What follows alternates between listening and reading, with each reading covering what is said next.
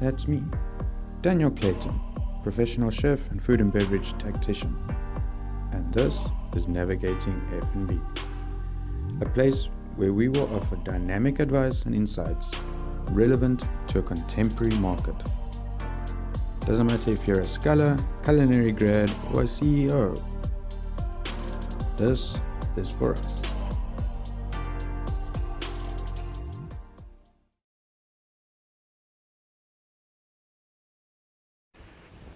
Are you thinking of opening a new restaurant? Then this might be for you.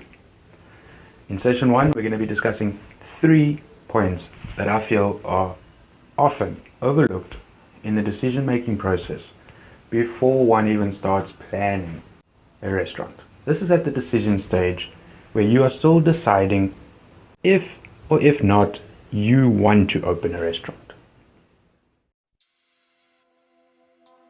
These 3 points are experience, resolve, and expectations.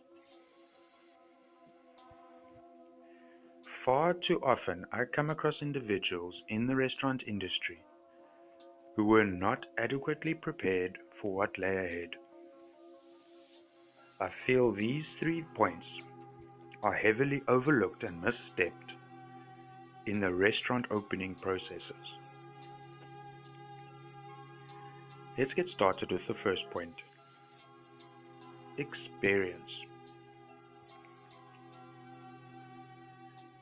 It is of vital importance that you have relevant experience in the restaurant industry to adequately create a sustainable, productive, and successful business. You should be able to have clear sight and overview capabilities from everything to do with costing, takings, costs, the running of a kitchen, the running of the front of house, relationship suppliers, product sourcing, lease agreements, not to mention managing the countless unforeseen scenarios which will come into play. Do you fully understand the intricacies involved in the relationship between what your running of your business costs and the takings, and how to manage them over an extended period of time? It is a delicate balance, and experience is what gives you the tools to handle it appropriately. A diploma in either hospitality or management is a step in the right direction. So is working for a year or two in the industry. But that is only the start. You will need to add on top of that years of hard, sleeve rolled up experience. And if you do not have the experience, do yourself a favor and do not get involved. There are other places, far easier options, where one could invest in. Keep in mind that it is not only you that you are putting at risk by investing in an industry that you are not prepared for. It is also that of your family and all the staff that will come on board to help you run your business. They are also expecting you to successfully run your business. If your business goes down, they will lose various aspects as well. The next topic is resolve.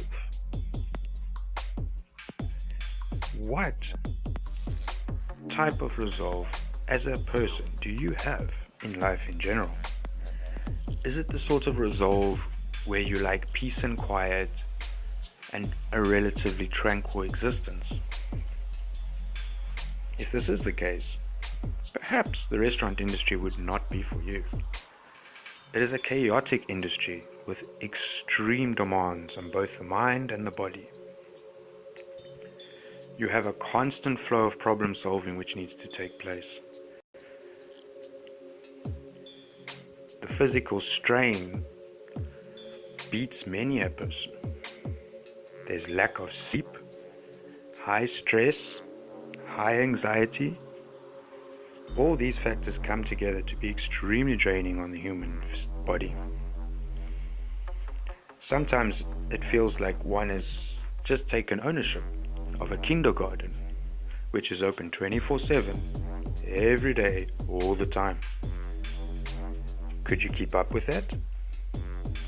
There are no holidays, there's no family time, the wife will be fighting with you, you'll miss the daughter's play at school.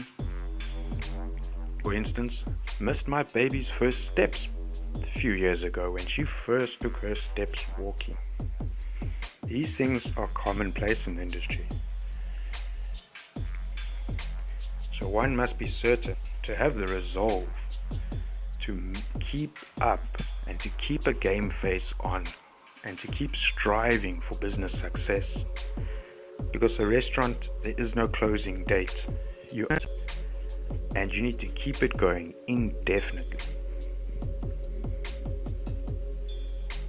Topic 3. Expectations.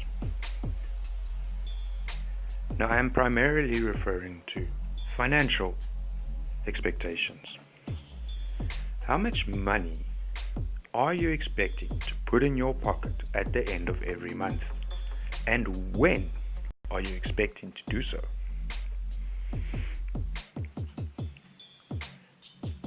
To paint a bit of a picture, I often come across restaurant proprietors who are struggling to put 15 to 20,000 rand in their pocket at the end of a month.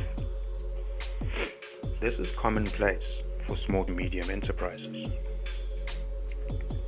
So they are by no means living large. If one wants to successfully buy a new BMW through running a restaurant, then my advice to you is get one open, get it running, get it sustainable, and make it profitable. Then open another 3. What about timelines? When are you expecting to see returns from your business? Again, it is not uncommon for proprietors and directors to only see some sort of substantial return from their investments in a restaurant after the first year. Now you need to carefully consider this. Ask yourself, can you go for one whole year without putting any money in your pocket? It is just quite simply, and unfortunately, not as simple as soon as you open, you start selling food, people start walking in, people are happy, and you make money. It's just not that smooth, unfortunately. So these are the 3 topics I really wanted to touch on today, especially for session 1. It is session 1, so I thought start at the beginning. And often in the industry, through my consulting, I come across clients who have not properly considered these 3. Perhaps it comes across slightly negative, but I believe if these 3 steps perhaps get someone thinking and it saves them from making the wrong decision, then that is extremely positive. It is far better than watching people invest and lose entire life savings from investing in the restaurant industry that they were not prepared for. Thanks for watching. Thank you to YouTube for being such supportive platform. We hope you found this helpful. Now get back to work and remember the next session will be up soon, so hit subscribe as well as the bell icon so that you know as soon as it is uploaded.